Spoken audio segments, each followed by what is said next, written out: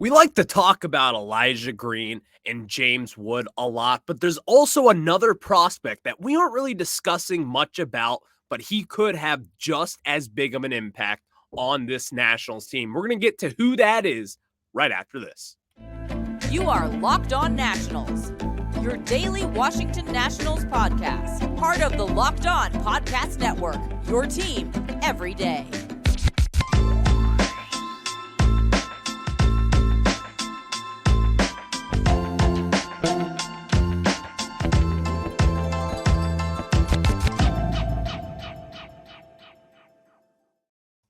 And today's episode is brought to you by Ultimate Baseball GM. Have you ever dreamed of becoming an MLB GM and managing your own baseball franchise? Then this game is definitely for you. To download the game, just visit ultimatebaseballgm.com or look it up on the app stores. Our listeners get a 100% free boost to their franchise when using the promo Locked On in all caps in the game. And guys, thank you for making Locked On Nationals your first listen every day, as we are free and available wherever you get your podcast. If it's your first time tuning in, I'm Ryan Clary, and I'm the host of Locked On Nationals, where I have taken my passion for this team in the podcast form with the Locked On Podcast Network, where you get your team every single day. And today, we are getting into one of the former top prospects for the Washington Nationals. This was someone who was a first-round pick out of high school, and not a lot of people really talk about him anymore because the Nationals, to their credit, have two very flashy prospects who, deservedly so, get talked about a ton, and that's James Wood and Elijah Green. But we are forgetting someone.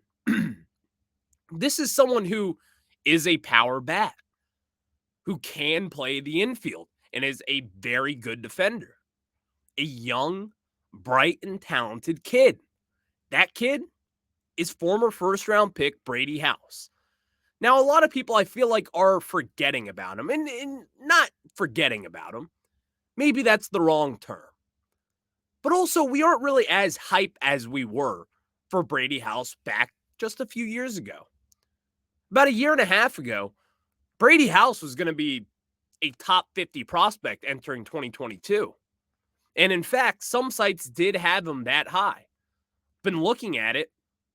Major League Baseball, MLB Pipeline had him at number 49. Baseball America had him at 59. Baseball Prospectus had him at number 66. Brady House is that guy. He still is that prospect. But people have kind of forgotten about his impact down in the minor leagues because he didn't really play a game since what? June, mid-June. That was when the last time he played last year because he was shut down with a back injury. But don't be afraid of that term. I was at first as well. I was skeptical about it just because we didn't really hear too much about it. And when you don't really hear too much about an injury, especially when you're a young 19-year-old, that's when it starts to get a little antsy for the fan base. And also, in between that time, you draft Elijah Green. You trade for James Wood and Robert Hassel. Well, Brady House has been the forgotten guy, and we can't forget about him. Brady House last year, before his injury, his first month of April, in 99 plate appearances, this guy had a 340 batting average, a 471 slugging percentage, and an 895 on-base plus slugging. For a 19-year-old down in low A Fredericksburg, that is a very solid outing. And not to mention, when he first got called up down in Florida Coast League, he was batting .322 with a .970 OPS in only 16 games down there. But then again, you see the impact on his bat. This is someone with a 60 grade power. 60 grade power who can play shortstop, but he's going to be moved over to third base, which he already has been. Also, not even to mention, a lot of people are kind of forgetting about him because he's only had 2 plate appearances so far down in spring training. Both of those were walks. Now, Brady House isn't the ceiling of a James Wood or an Elijah Green. He's more so kind of like a floor guy that I compare to Robert Hassel. Now, they aren't direct comparisons, but I put him in the same pool as prospects go. He has a really high floor in my mind, especially going over to third base. I think this is someone who's going to have, well, I already know he has a cannon. This is someone who's graded at a 60 grade for his arm. His fielding, not so much, but I think moving the over to third base is going to help his career tremendously. And I say that just because from what I've seen, I went down to Fredericksburg a few times last year just to see Brady House. And this was someone who not only is he 6'4", he's about 220 pounds. And with that frame alone as a 19-year-old, there's going to be a lot of growing, because he's only 19 at the end of the day. Still. And even last year at some points, I was watching him when he was 18 years old. And this is someone who was actually hitting damn well before he tweaked his back. The Nationals shut him down. There was no point in holding on to Brady House to have him complete that whole single A season down in Fredericksburg. What's the point of trying to risk a greater injury for, yes, a top prospect in your organization, but also what's the risk and is it worth it? And it wasn't for the Nationals. But now everything from what we have seen down in spring training, those only 2 plate appearances up with the big league club, but from reporters and Davey Martinez and all the people speculating about him, he seems to be just fine. And I think that Nationals fans, in particular myself, I don't really get to talk about Brady House too much. Because when you don't really see him for yourself, you don't really get to see him on TV. Not a lot of us get to see anyone on TV anymore. It's a little tough to judge of what he can be. But I think Nationals fans, in particular, with us and myself, who have been here the whole time, we've watched this team go from bad to great to now back to bad again. This is someone that we certainly cannot just gloss over. Brady House does have the potential to be an impact guy. Maybe, like, I'm not going to compare him to Anthony Rendon. He's not what Anthony Rendon was, even as a prospect. But his potential could be that high. He's not going to be the glove of Anthony Rendon, but also you've seen him hit for average at stints down in the minor leagues. You see the power. And plus, at only 19 years old, a 6'4" frame, 220 to 215 pounds, whatever it is, Brady House has the potential to tap into that power, even maybe more so than Anthony Rendon. And that's just from us sitting here speculating what the kid is. Because that's the type of tools that he has in his game. And even take a little further than Anthony Rendon, this is someone who actually does have the potential to become a top 100 prospect again. Because right now, this was the one that really just kind of got me a little fired up, you could say. He's only the number 85 prospect over on The Athletic. The other sites, they don't have him listed. So he has dropped from kind of top 100 across the board to now not even in the top 100 in most of them, besides Keith Law's athletics ranking. So I think a lot of Nationals fans, we get caught up in these rankings. Obviously, the organizations don't see so. And if you were to really look at these rankings, you start to see the bias. Because there's someone, TJ White, a young high school prospect with the Nationals. We drafted him the same year as Brady House. Well, he's now reached the top 10 for the Nationals organization. But if you look at the numbers and what he has done, there's a real case for him to be in the top 5, but he isn't. So you see the biasness with some of these people. Lower draft picks. Maybe you get injured. You're out for the whole season. You're going to drop way down the board. That's not because of Brady House's production. It's because of his injury. Once people see again that this guy is healthy, and once you see in updated prospect rankings, probably in the middle of the season, I am certain that you will see Brady House back in that top 100 where he belongs. Because a lot of people, including myself again, we have forgotten the name Brady House. He's just not as flashy as the guys that we have in our system with Elijah Green, James Wood, Robert Hassel, Cade Cavalli even. He's kind of quiet to himself. You don't really hear too much about him. But that certainly doesn't mean this guy won't be an impact at some capacity eventually with the Nationals. Because again, he's turning 20 years old this June.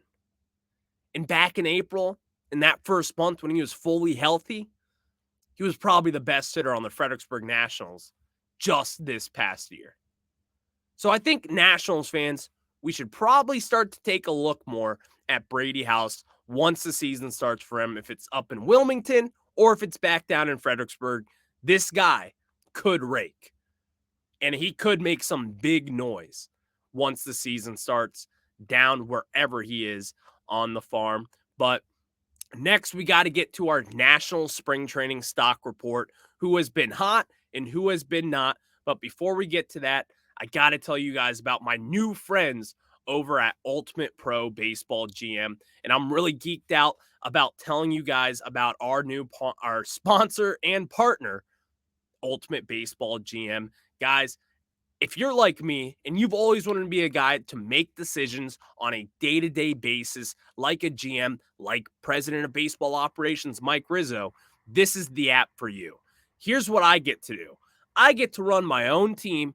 I get to run my own financials. And guess what? If I do a good job, I get promoted. If I do a bad job, I'll get fired. So far, I've done a pretty decent job, and it's been fun to actually get to pick and choose your own team. It's just something to where you can actually get to hire your guys. You get to go the insider way to find out who you want in your team because you're the GM. You get to personalize it for yourself. If you want Luis Garcia to play third base, guess what? You're getting Luis Garcia to play third base. I love it. So Locked On Nationals listeners get 100% free boost to check their franchise when using the promo Locked On in the game store. So make sure to check it out. To download the game, just visit probaseballgm.com, scan the code, or look it up on the app stores. That's probaseballgm.com. Ultimate Baseball GM. Start your dynasty today.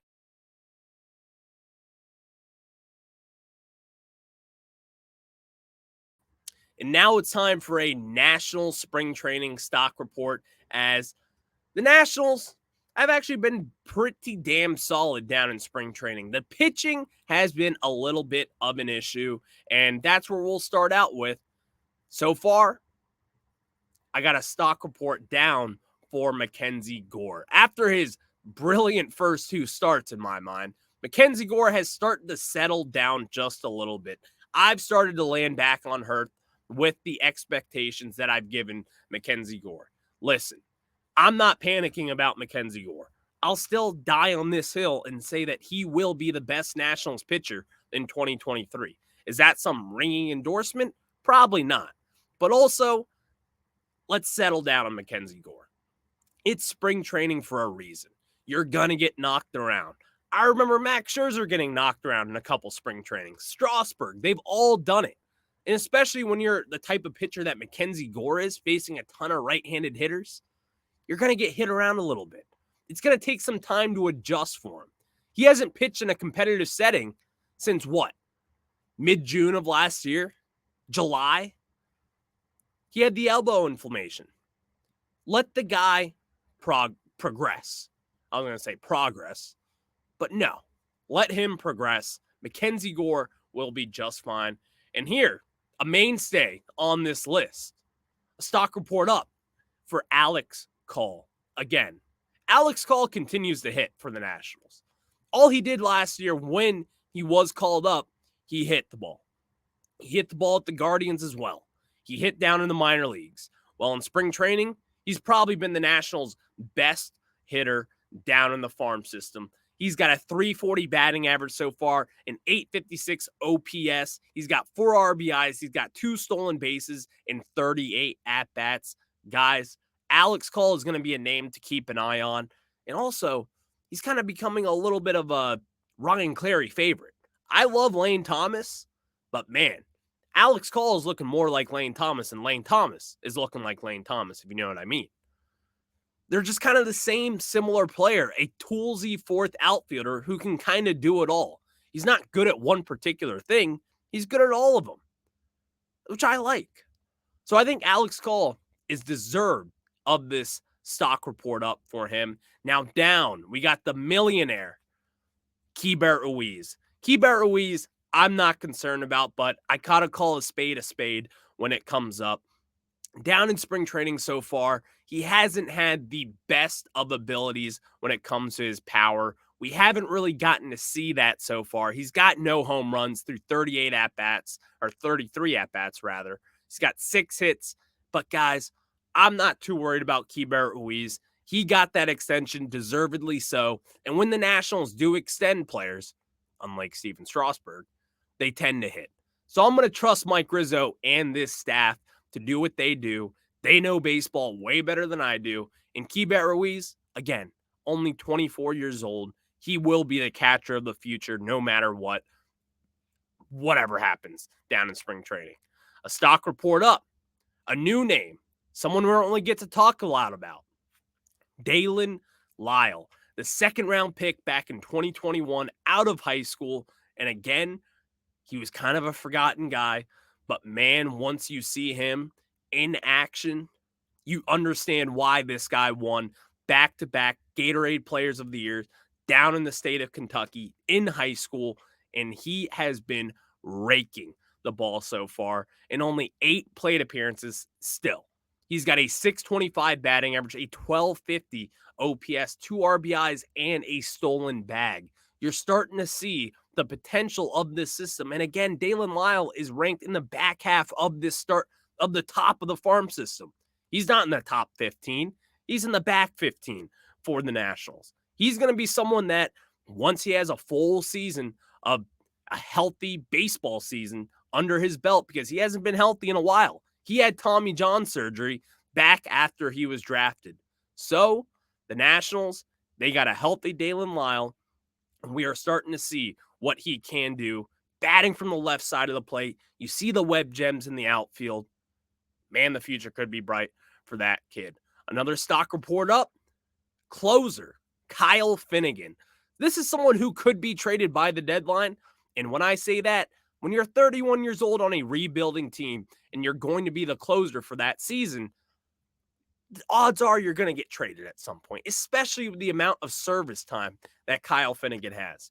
We need Kyle Finnegan to have a big season for the Nationals, because not only is he going to be the closer, but as I said, the price tag on him could only be going up from here. So far down in spring training in 4 2/3 innings, he's got 5 strikeouts. He's got a 1.9 whip and also a 1.93 ERA. Again, it's only only 5 innings. He's got 5 strikeouts to go with it.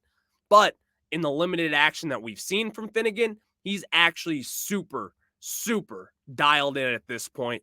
I'm seeing all the change-ups that he's throwing, and I'm liking what I'm seeing from him. But not only that, I am loving what I'm seeing from Luis Garcia. Stock report up for Luis Garcia, because, again, I said with Alex Call being the best hitter down in spring training, well, Luis Garcia could be up there with him as well. A 297 batting average, an 864 OPS, and only 37 at-bats. And again, guys, let's keep an eye out for this.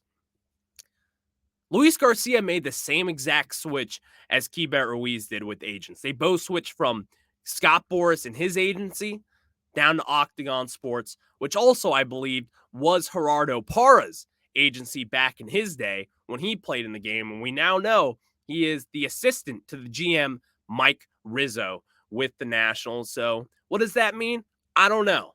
But Luis Garcia is certainly showing himself. Could he be up for a contract extension at some point?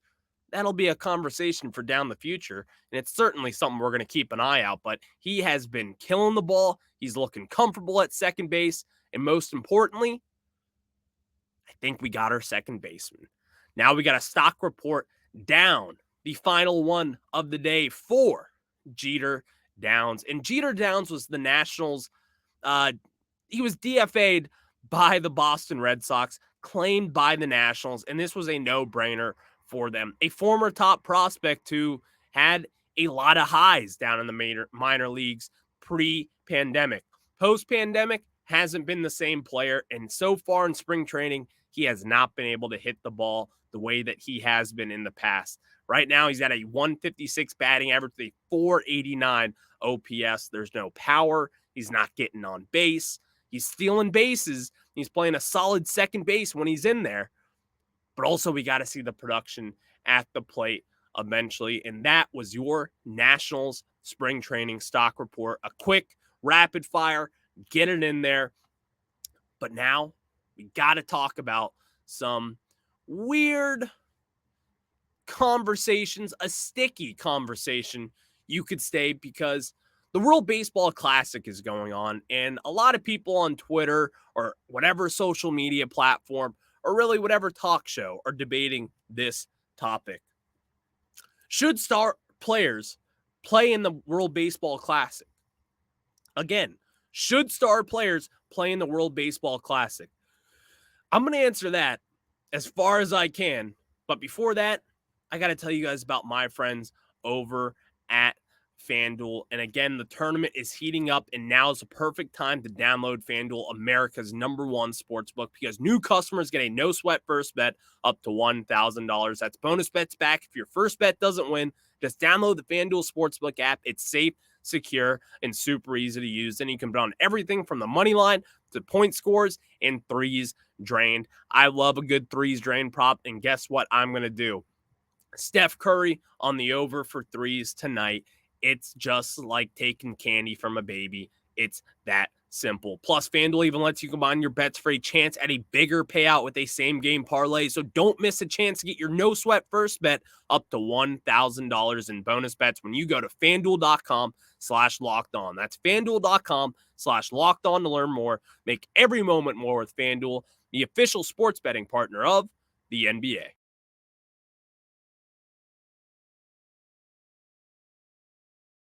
So I want to tackle this subject here because a lot of people have been complaining about the World Baseball Classic. And if you haven't been watching it, stick with me for a second. It's an interesting conversation to be had. But if you aren't aware of what is going on, Edwin Diaz of the New York Mets, closer, just signed a huge extension with them, deservedly so, the best closer in baseball. Well, he tore his patellar tendon in his leg celebrating a win on Friday night. And here's what happened.